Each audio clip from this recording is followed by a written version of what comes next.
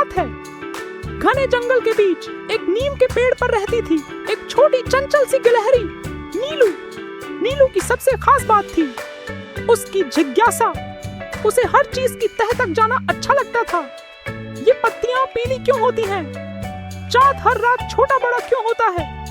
और क्या सच में पत्थर बोल सकते हैं? हाँ, यही सवाल उसके दिल को सबसे ज्यादा परेशान करता था। एक दिन सुबह सुबह जब धूप पत्तियों के बीच से छनकर आ रही थी, नीलू अपनी पूंछ हिलाते हुए दौड़ रही थी, इधर से उधर, उधर से इधर। तभी उसे एक चमचमाता अजीब सा पत्थर दिखा, बिल्कुल गोल और हल्की नीली चमक लिए हुए। वो ठिठक कर रुक गई। ये पत्थर है, उसने सोचा, या कोई नींद में सोता हुआ जादू। जैसे ही उसने पत्थर को छुआ, हेलो, एक धीमी गूंजती आवाज आई। नीलू चौंकी, उछली, एक टहनी से दूसरी पर कूद गई। कौन बोला? नीलू की आंखें बड़ी हो गईं। मैं पत्थर हूँ और मैं बोल सकता हूँ। नीलू डरते डरते वापस आई। तुम बोल सकते हो? उसने पूछा। हाँ, पत्थर ने जवाब दिया, लेकिन मैं सबके सामने नहीं बोलता, सिर्फ उन लोगों से जो दिल से सच्चे हों और जिनके अंदर सवाल पूछने की आग हो। नीलू की आंखें चमक उठी।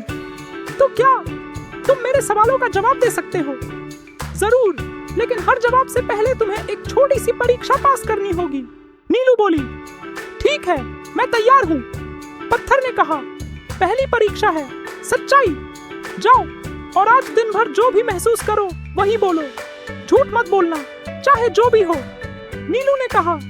ये तो आसान है, लेकिन जैसे ही वह चलने लगी उसे अपनी दोस्त मीरा मैना मिली। मीरा ने पूछा, नीलू, क्या मैं नई पंखों वाली टोपी में अच्छी लग रही हूँ? नीलू थोड़ी चुप हो गई।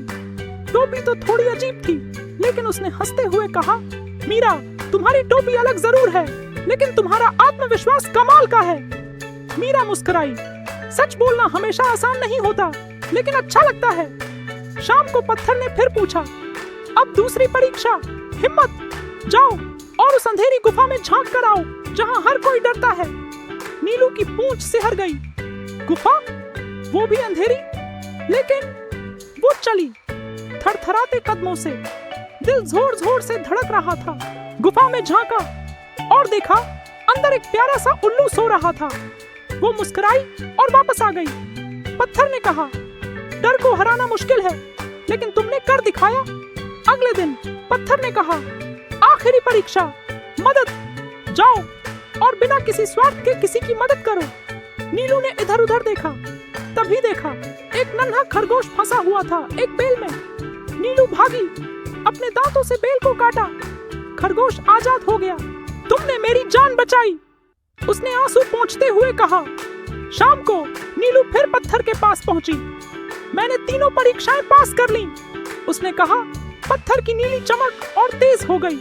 नीलू, तुम सच्चे दिल वाली, बहादुर और दयालु हो। अब मैं तुम्हें अपना रहस्य बताता हूँ। अचानक पत्थर हवा में उठा। धीरे धीरे वह बदलने लगा और बन गया एक छोटा सा जादुई नट। मैं एक जादुई गिफ्ट हूँ।